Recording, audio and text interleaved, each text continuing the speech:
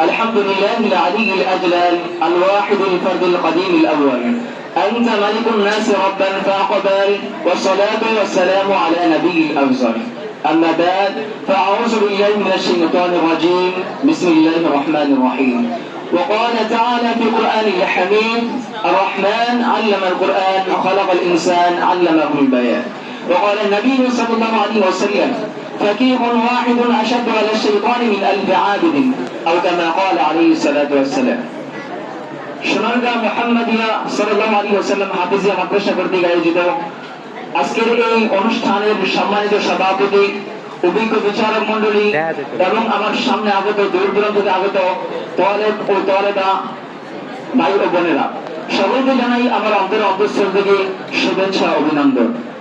উপস্থিতি সর্বপ্রথম মালিকের দরবারে শুকরিয়া আদায় করে নেই যে আল্লাহ তাআলা আমাদের এত সুন্দর একটা মজলিস জান্নাতের মজলিসে শারীরিক সুস্থতা বজায় রেখে আসার এবং বসার তৌফিক দান করেছেন।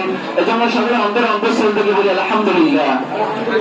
দরুদ ও সালাম পাঠ করছি মহামানবের প্রতি যিনি ছিলেন মক্কার বাতি মদিনার জ্যোতি the wonder of the universe জনাবে মুহাম্মদুর রাসূলুল্লাহ সাল্লাল্লাহু আলাইহি ওয়াসাল্লাম। উপস্থিতি আজকে যে বিষয়ে আমি আলোকপাত করব তা হচ্ছে ইলমের গুরুত্ব ও প্রয়োজনীয়তা। আল্লাহ তাআলা যদি তৌফিক দান করে এই বিষয়ে কিঞ্চিত আলোকপাত করব ইনশাআল্লাহ তাআলা। উপস্থিতি কোন মানুষ নিজেকে আবিষ্কার করার পরে তার সর্বপ্রথম গুরুত্বপূর্ণ কাজ হয়ে ওঠে যে তার সঠিক গন্তব্যটি বেছে নেওয়া। আর তার সঠিক গন্তব্যটি বেছে নিতে হলে সর্বপ্রথম তার সঠিক গন্তব্যটি বেছে নিতে হবে ইসলাম ধর্ম গ্রহণ করা। কোন মানুষ ইসলাম ধর্ম গ্রহণ করার পর ঈমান আনার পর তার সর্বপ্রথম গুরুত্বপূর্ণ কাজ হয়ে থাকে আল্লাহ তাআলা আনুগত্য করা, আল্লাহ তাআলা ইবাদত করা। আর যদি কোনো মানুষ আল্লাহ তাআলা ইবাদত করতে চায়, আনুগত্য করতে চায়, তাহলে সর্বপ্রথম তার কাজ হয়ে ওঠে যে দ্বীনি ইলম অর্জন করা। কেননা ইলম অর্জন ছাড়া আমলের কোনো দাম নাই। আল্লাহ রব্বুল আলামিন নামাজকে যেমন ফরজ করে দিয়েছেন, রোজাকে যেমন ফরজ করে দিয়েছেন, আল্লাহর রাস্তায় জিহাদ ফি সাবিলিল্লাহকে যেমন ফরজ করে দিয়েছেন, তেমনি ভাবে প্রত্যেকটা নরনারী মুসলমানের উপর আল্লাহ পাক রব্বুল আলামিন দ্বীনি ইলম শিক্ষাকে ফরজ করে দিয়েছেন। কথা বলুন ঠিক কিনা? এই ইলম আবার দুই প্রকার। এক নম্বর হচ্ছে দুনিয়াবি ইলম, দুই নম্বর হচ্ছে উখরাবি ইলম। কয়টি ইলম? দুইটি ইলম। এক নম্বরে কি দুনিয়াবি ইলম, দুই নম্বরে উখরাবি ইলম। দুনিয়াবি ইলম কি? যে ইলমের মাধ্যমে আপনি দুনিয়াবি ফায়দা অর্জন করতে পারবেন বটে, কিন্তু আখিরাতের কোনো ফায়দা অর্জন করতে পারবেন না। যে ইলমের মাধ্যমে হয়তো আপনি কোটি কোটি টাকা অর্জন করতে পারবেন, যে ইলমের মাধ্যমে হয়তো আপনি 40 গ্রুপ অফ ইন্ডাস্ট্রির মালিক হতে পারবেন বটে, কিন্তু আখিরাতের কোনো ফায়দা অর্জন করতে পারবেন না। আরেকটা হচ্ছে উখরাবি ইলম। যে ইলমের মাধ্যমে আপনি দুনিয়াবি ফায়দা অর্জন করতে পারবেন না বটে, যে ইলমের মাধ্যমে হয়তো আপনি কোটি কোটি টাকা অর্জন করতে পারবেন না, যে ইলমের মাধ্যমে হয়তো গ্রামের প্রজাতি লক্ষ লক্ষ টাকা আত্মসাৎ করতে পারবেন না, কিন্তু আল্লাহর কসম করে বলতে পারি যে আপনি নবী করিম সাল্লাল্লাহু আলাইহি ওয়াসাল্লামের ভালোবাসা ও আল্লাহর নৈকট্য অর্জন করতে পারবেন। কথা বলুন ঠিক কিনা?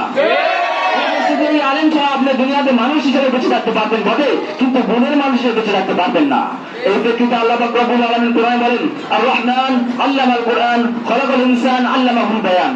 আমরা জানি যে সৃষ্টি আগে শিক্ষা করে, কিন্তু আল্লাহ পাক রব্বুল আলামিন আমাদের ব্যাখ্যাকে ভুল প্রমাণিত করে আল্লাহ পাক রব্বুল আলামিন কোরআনে কারিমের মধ্যে বলেন আমি আগে মানুষকে কোরআন শিক্ষা দিয়েছি, এরপর মানুষকে সৃষ্টি করেছি। কেননা আল্লাহ পাক রব্বুল আলামিনের আদালতে বংশগত মানুষের কোনো দাম নাই। আল্লাহর আদালতে একমাত্র গুণের মানুষের বড় দাম। ঠিক কিনা? বলা এটাকে শিক্ষা নাকি জাতির মেরুদণ্ড? আমি বলতে চাই সকল শিক্ষা জাতির মেরুদণ্ড নয়। কেননা শিক্ষায় যদি জাতির মেরুদণ্ড হতো তাহলে তাসলিমা নাসরিনের মতো শিক্ষিত নারী এমবিবিএস ডাক্তার হওয়ার পরে এই কথা বলতে পারতো না যে আমি তাসলিমা আমার এই পেট থেকে যেখান থেকে মনে চাই আমি সেখান থেকে বাচ্চা গ্রহণ করবো। আমরা বলতে চাই যেখান থেকে মনে চাই সেখান থেকে বাচ্চা গ্রহণ করার মতো পেট কোন নারীর হয় না, কোন মানুষের হয় না, একমাত্র তুহুন্ডির হয়। তুহুন্ডির কথা বলেন ঠিক কিনা? শিক্ষায় যদি তাদের মেরুদণ্ড হতো তাহলে নারী কমিশনের মধ্যে যে শিক্ষিত নারীরা তারা কখনো প্রতিযোগীকে শ্রমিকের মর্যাদা দেওয়ার কথা বলতো না। কথা বলুন ঠিক কিনা? আমি স্পষ্ট ভাষায় বলতে চাই আল্লাহর জমিনে সর্বোত্তম শিক্ষা কি? ইলম অর্জন করা। তাই কোন মানুষ যদি সফল শিক্ষা অর্জন করতে চায় তাহলে তার জন্য হচ্ছে দ্বীনি ইলম শিক্ষা করা। কেন সকল শিক্ষা জাতির মেরুদণ্ড নয়। একমাত্র কোরআনের শিক্ষা, একমাত্র আল্লাহর নামের শিক্ষা, একমাত্র নববী আদর্শের শিক্ষা, একমাত্র মাদ্রাসার শিক্ষাই হলো জাতির মেরুদণ্ড। কথা বল ঠিক কিনা? এজন্য আমাদের উচিত হলো যে দরজ আলম ছাত্র ভাইরা আমাদের এখন উচিত হলো যেখান থেকে পাবো আমরা সেখান থেকে ক্ষুদ্র ক্ষুদ্র আলেমগুলো হলো আমরা অর্জন করে ছাড়বো।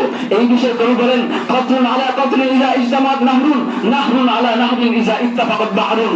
ছোট ছোট পানি গড়া থেকে যেভাবে একটি নদী তৈরি হয়, কয়েকটি নদী মিলে একটি সমুদ্র তৈরি হয়ে যায়, এভাবে আমাদের ছোট ছোট আলেম অর্জন করা দ্বারা আমাদের তাইসির থেকে একবার মাস্টার কমপ্লিট করা পর্যন্ত আমাদের যে আলেমগুলো আছে ক্ষুদ্র আলেম হলো আমরা ছেড়ে দিব না। কেন একদিন এই ক্ষুদ্র আলেম জমতে জমতে আমাদের একটি সমুদ্রে পরিণত হয়ে যাবে, কথা বল ঠিক কিনা?